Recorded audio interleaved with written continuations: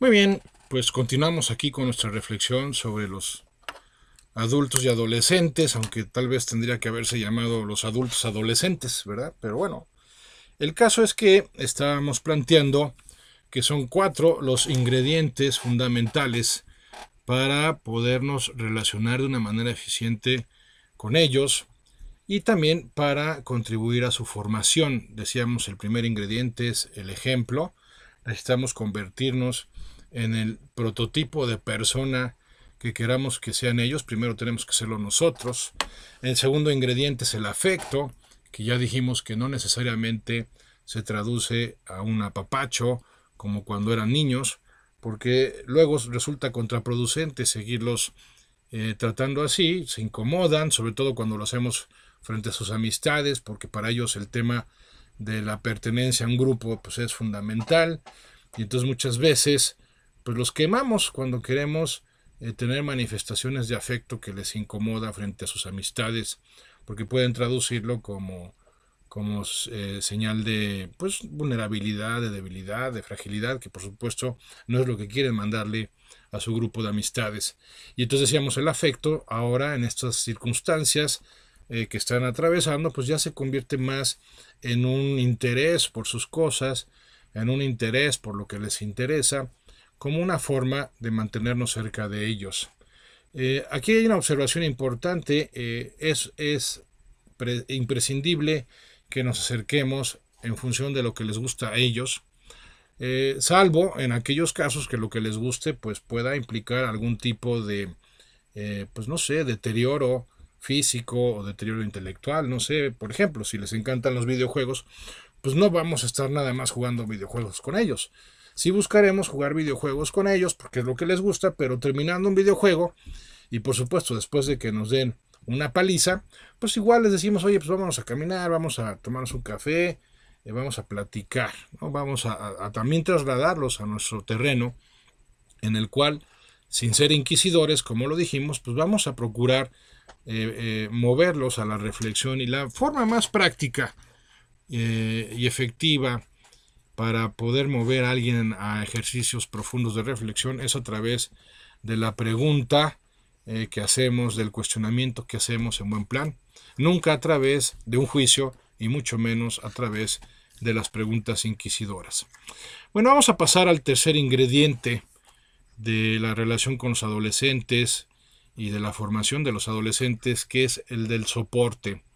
Tenemos que convertirnos para ellos en un soporte económico, en un soporte emocional, en un soporte intelectual y en un soporte espiritual. Ahí no más. O sea, así de desafiante es ser padre o ser maestro de otras personas, porque necesitamos ser apoyo para ellos. Pero no pueden apoyarse en un churro.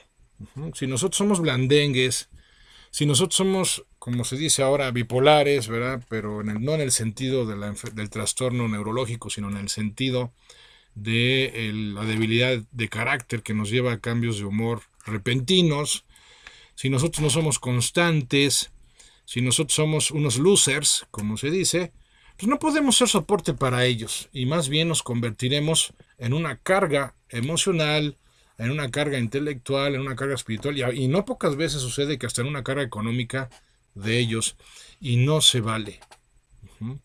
Nosotros tendríamos que ser el soporte de ellos y no pretender que ellos nos soporten a nosotros, y que tengan que estar cargando con nuestras propias inseguridades, que tengan que estar lidiando con nuestras crisis existenciales o que tengan que estar resolviéndonos nuestros problemas.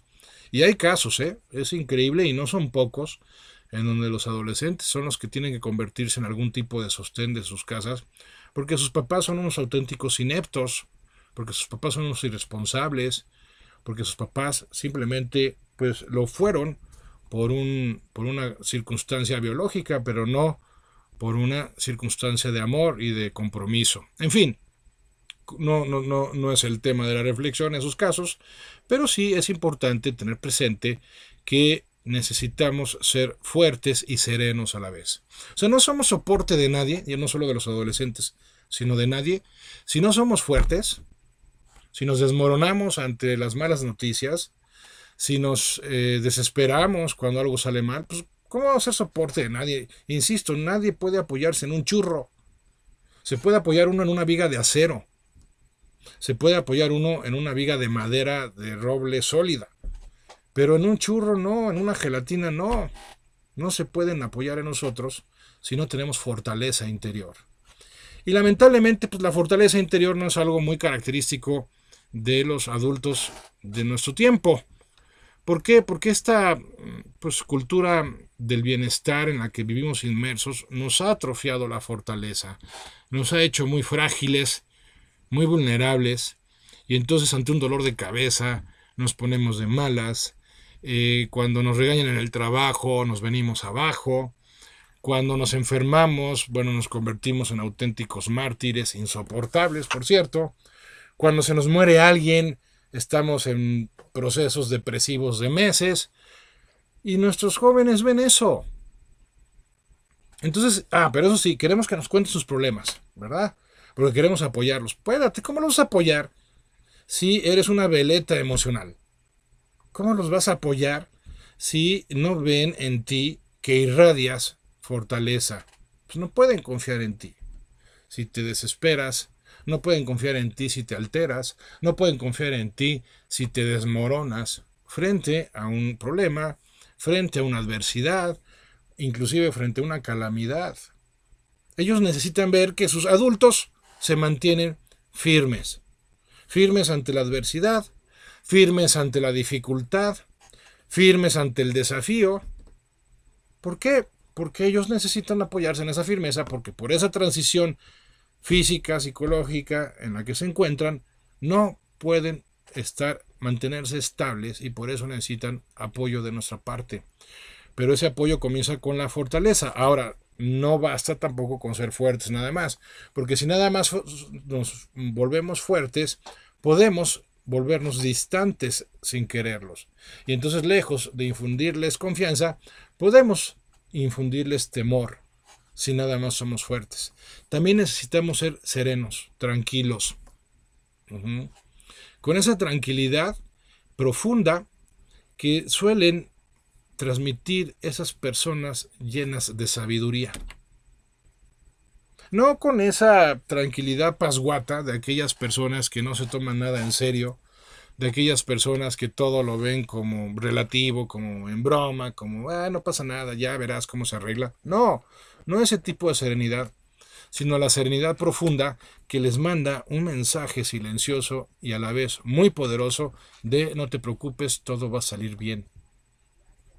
Aquí estoy contigo y tú encontrarás o juntos encontraremos la forma de poderlo solucionar. Y si encontramos esa forma, la aplicaremos. Tú tranquila, tú tranquilo, aquí estoy yo.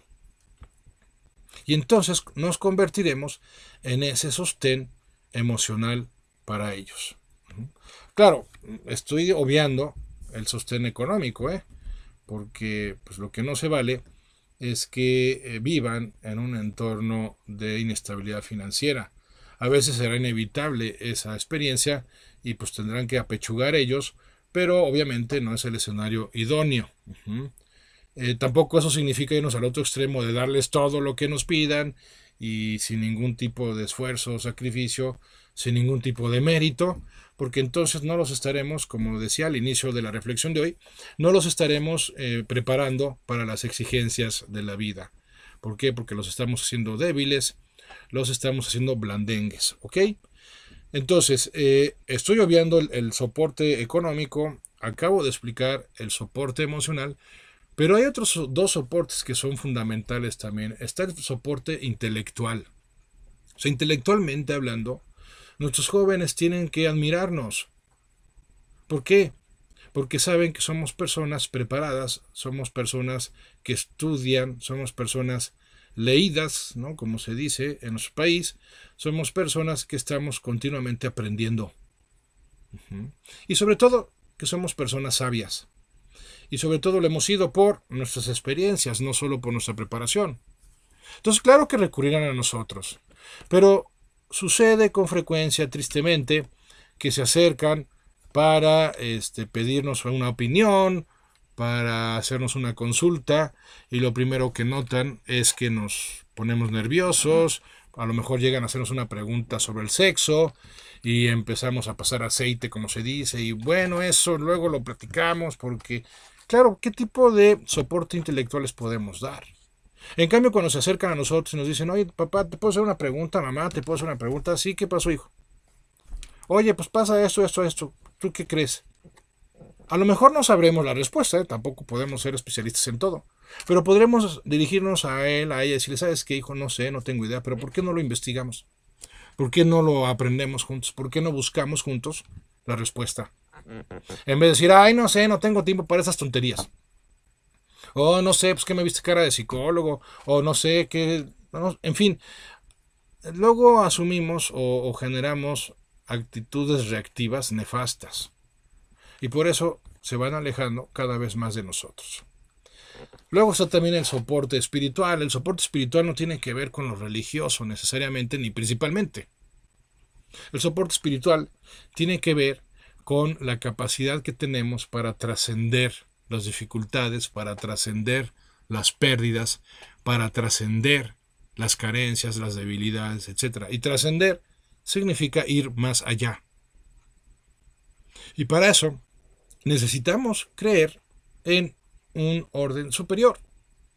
Y en ese sentido, trascender las dificultades, las tragedias, inclusive cuando se presenten en nuestras vidas. Y eso tienen que verlo. Tienen que ver cómo solemos responder ante una pérdida y sentirse admirados por nuestra manera de responder ante ella. Tienen que ver cómo respondemos cuando fracasamos, cuando nos equivocamos, cuando somos rechazados y necesitan darse cuenta de que lo hacemos tan bien que ellos quieren hacerlo también como nosotros.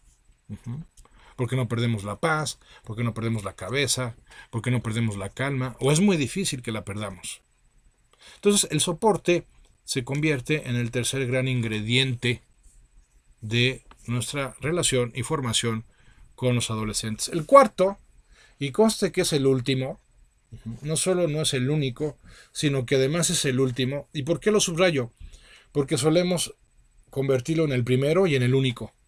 ¿Y a cuál me refiero? Al consejo. Hay que aconsejarles, sí, pero no sermonearles. Y hay una gran diferencia. En el sermón lo que hacemos generalmente es etiquetar su conducta, sancionar su forma de proceder a través de premisas pseudo espirituales, y en realidad lo único que estamos haciendo es atentar contra su creatividad, contra su conciencia. El tema de los consejos es un tema fundamental en la relación formativa y amorosa con los adolescentes, sean hijos, sean alumnos. Pero el consejo hemos de generarlo cuando, gracias a los tres ingredientes anteriores, ya logramos cierta autoridad con ellos. Porque aquí no hay que confundir la potestad con la autoridad. Yo tengo potestad en el momento en el que soy padre de ellos o porque soy maestro de ellos, pero potestad no significa autoridad. Es más, puede ser que ni siquiera tenga la potestad, pero puedo tener mucha autoridad frente a ellos. Y por eso hay estrellas de rock o deportistas que se convierten en toda una autoridad para ellos. ¿Por qué? Porque los admiran. Sí, el problema es que no suelen ser pues buenos modelos referenciales, porque también pues tienen sus grandes problemas en otros ámbitos, ¿no? A lo mejor fueron exitosos en el ámbito profesional, pero no lo están siendo en otros ámbitos de su vida. Pero nosotros sí tenemos que buscar esa autoridad a través de la congruencia. No hay otra cosa que te dé autoridad que la congruencia. La congruencia es lo que te genera ascendencia sobre las demás personas, no solo sobre los adolescentes. Y ojo, porque una de las grandes crisis que vivimos en nuestros días, además de las económicas, políticas, religiosas, etc., la esencia de la gran crisis de nuestros días es la crisis que se deriva de una falta de congruencia, o mejor dicho, de falta de personas que sean congruentes con sus principios. Y para los adolescentes el tema de la congruencia es un tema fundamental. ¿Por qué? Porque lo contrario les afecta mucho cuando no somos congruentes. Cuando no somos congruentes los desbastamos emocionalmente. ¿Por qué? Porque los defraudamos. En cambio, cuando ven que somos congruentes, o al menos nos esmeramos en serlo, por supuesto que van a confiar en nosotros y entonces se acercarán a nosotros y nos preguntarán qué pueden hacer. Nos contarán sus problemas, nos compartirán sus inquietudes. ¿Por qué? Porque al hacerlo ven que no nos alteramos. Me encantan esos papás que cuando llegan sus hijos a contarles un problema, los papás se ponen peor que el mismo hijo que está experimentando el problema. Pues ¿cómo se puede así lograr que el consejo se dé en un entorno de confianza? Pues no se va a dar. Y cuando el consejo se da sin que exista, sin que prevalezca un entorno de confianza en la relación, pues adivinen qué, ese consejo no será escuchado, no será admitido, no será aceptado y por lo tanto no será aplicado. Y no es que sean malos los consejos en sí. De hecho, con frecuencia te habrá sorprendido el consejo que diste, en el sentido de que tú mismo no sabías que podías aconsejar de esa manera. Qué bueno me salió este consejo. Sí, el problema no está en que nos falte algún tipo de conocimiento o preparación para dar buenos consejos. No, el problema radica en que son consejos que no aplicamos a nuestras propias vidas. Y como no las aplicamos a nuestras propias vidas, se tratan de consejos que caen mal, aunque sean muy buenos por sí mismos. Pero caen mal porque no vienen respaldados, no vienen sustentados por nuestra congruencia de vida. Y como no estamos siendo congruentes, no estamos contando con la autoridad pertinente para que les llegue al corazón. Un consejo, amigas, amigos míos, no debe llegar a la cabeza, debe llegar al corazón de nuestros hijos. Cuando llega al corazón de nuestros hijos no solo lo reciben, sino que lo abrazan y lo procuran hacer realidad.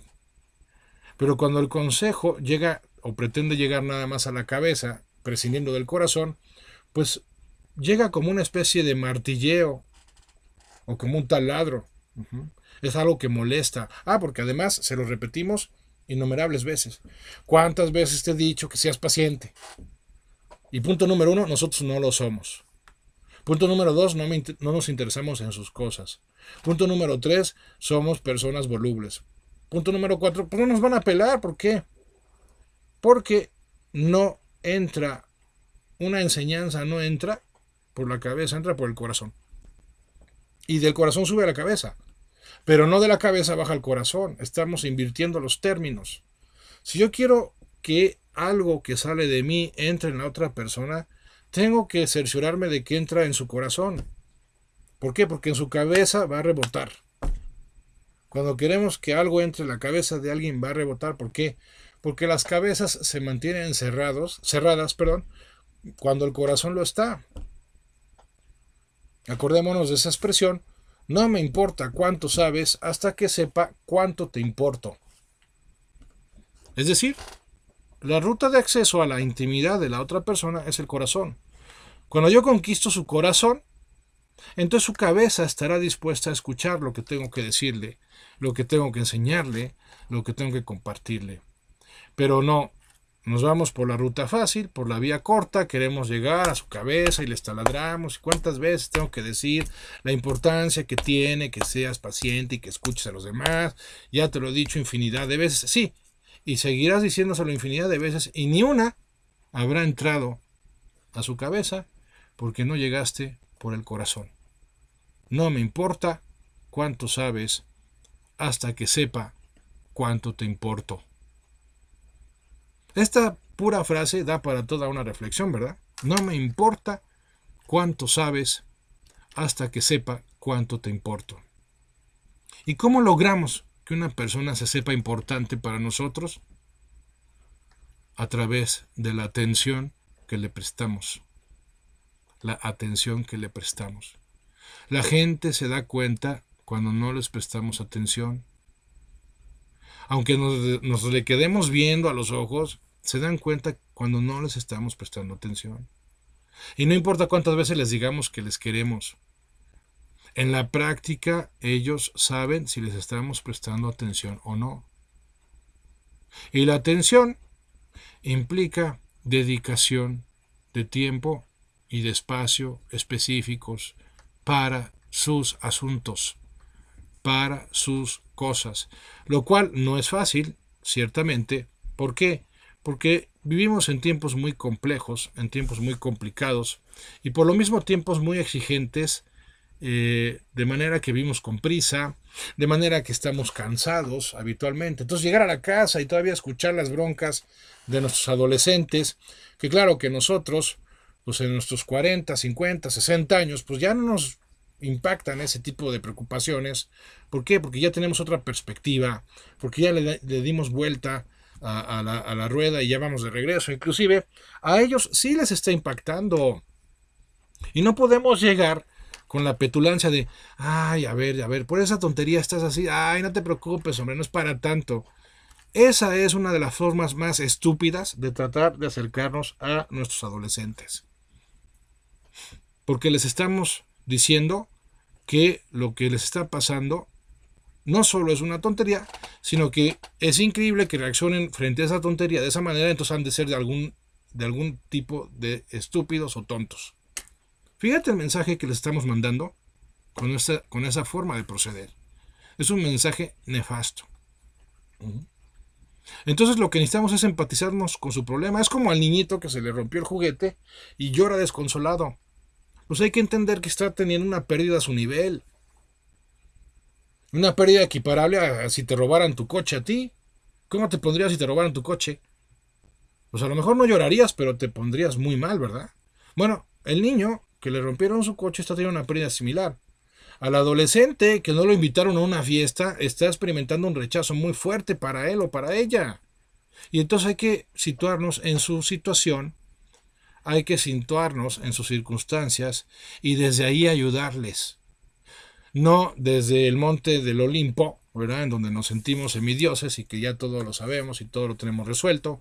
Por favor, así o más soberbios. No, necesitamos introducirnos en su situación emocional y cuando se sientan arropados por nosotros emocionalmente, intelectualmente se abrirán a lo que tenemos que compartirles, pero no a través de consejos a secas. Como coach que soy, les puedo decir, es mucho más poderosa una buena pregunta que una buena afirmación. ¿Por qué? Porque una buena pregunta, como lo dijimos antes del corte, despierta procesos de reflexión. Y si quieres que tu hijo crezca en sabiduría, en madurez, vuélvelo reflexivo, vuélvela reflexiva. Y la reflexión se detona, se dispara a través de una buena pregunta. Una buena pregunta. ¿Qué puedes hacer al respecto? ¿Por qué es tan importante para ti eso? ¿Con qué opciones cuentas? ¿Qué significa para ti esta pérdida, este rechazo, este fracaso? ¿Con qué alternativas puedes enfrentar esta situación? ¿Qué recursos tuyos aún no has descubierto? Etcétera, etcétera, etcétera. Y entonces veremos cómo generan procesos reflexivos en donde no solo les estamos dando el pescado, sino algo todavía más importante, les estamos enseñando a pescar. Les estamos enseñando a reflexionar. Y si tú logras que tus hijos aprendan a reflexionar, habrás logrado algo fundamental en sus vidas. Habrás logrado darles la clave para su propio desarrollo, para su independencia, para su autosuficiencia. Pero cuando seguimos siendo impulsivos, pues tu hijo de 16, de 15 años ahorita, seguirá siendo impulsivo a sus 30, a sus 40, a sus 50, cada vez más. Y esa no es una forma de prepararlos para las exigencias de la vida. Tenemos que prepararlos con ese gran recurso de la reflexión. ¿Por qué? Porque la reflexión nos permite encontrar las respuestas, nos permite dar con las opciones para poder seguir adelante, más allá de las dificultades, más allá de nuestras carencias, más allá de los problemas. Bueno, pues se nos ha agotado el tiempo, no pudimos abarcar el otro tema, lo haremos con mucho gusto dentro de 8 días a las 9 en punto. Hablaremos de la importancia que tiene el que definas tu personalidad y tu vida en función de lo que tu conciencia dictamina y no en función de lo que te etiquetaron en tu infancia o en tu adolescencia. Compartiremos un caso que me consultaron por correo y que es un caso que seguramente tiene que ver con la situación de muchos de ustedes y por eso será el objeto de nuestra siguiente reflexión.